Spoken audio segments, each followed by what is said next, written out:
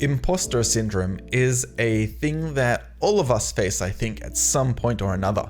I know that I faced it, and when I did, it took me 5 years to overcome. It wasn't very easy.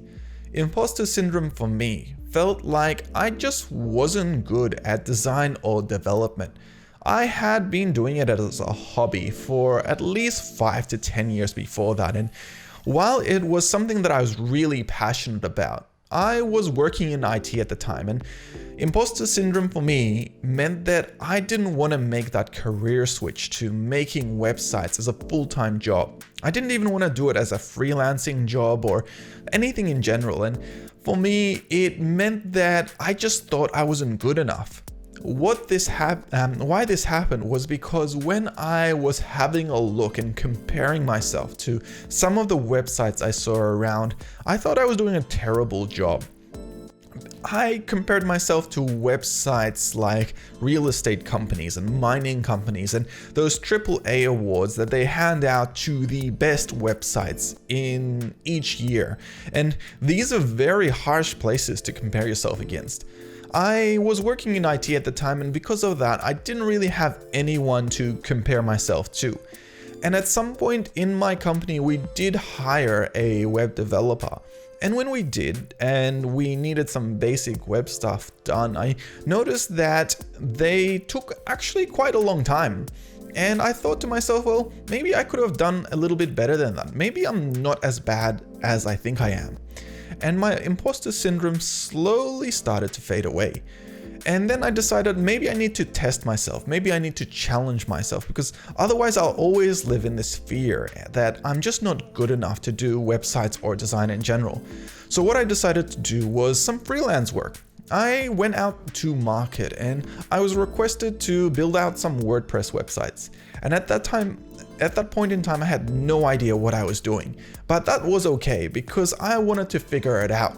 I decided to push myself to really test the boundaries of what I'm capable of. And I think when you have imposter syndrome, it can be scary because you end up stuck in a bubble where you're just safe and content and you don't push yourself.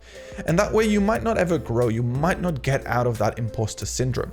So my tip is that if you are feeling like you're stuck in imposter syndrome, you really need to push yourself and try to go outside of that bubble. If I stayed in that bubble, it means that I wouldn't try to do new projects or even take on that WordPress website. But because I did, I was able to finish it. And while it took a lot of effort, it took me on a journey where I was problem solving and figuring things out. By the end of it, I had a result which was actually better than I thought it would be. I actually had to compare it against other small businesses. It wasn't some real estate company or mining company I was doing this for. It was just a small business. And then what I did to compare myself for this website was to compare myself to other small businesses in that same category. And when I did, I found out the results I had produced were actually quite good. They were much better than the competition. And for someone who had never made a WordPress website before and figured it out on the go, I was pretty proud of myself. That was the first step I took in essentially getting rid of that imposter syndrome I felt when I was doing design and development. And as I started doing more and more work and pushing those boundaries a bit more every time, slowly I got rid of that hurdle. And now I no longer feel like that. I know there are people that are better than me, or maybe they're still learning to catch up to where I am now. And I don't really mind. I think everyone has to go on that journey to be able to be confident in themselves. But once you prove to yourself that you're able to do it, you'll get rid of those feelings of imposter syndrome. And I think that's really important. Imposter syndrome has a number of side effects that can really limit your growth.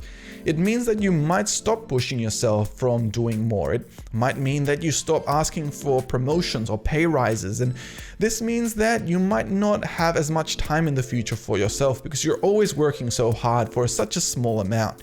So it's really important to be able to push back on those boundaries. I believe that everyone can do so. I know that I did so, and I think you guys can do so too. Anyway, my name is Adrian, and I do videos around design and development. So if you haven't already, hit like and subscribe, and I'll see you in the next one. Thank you.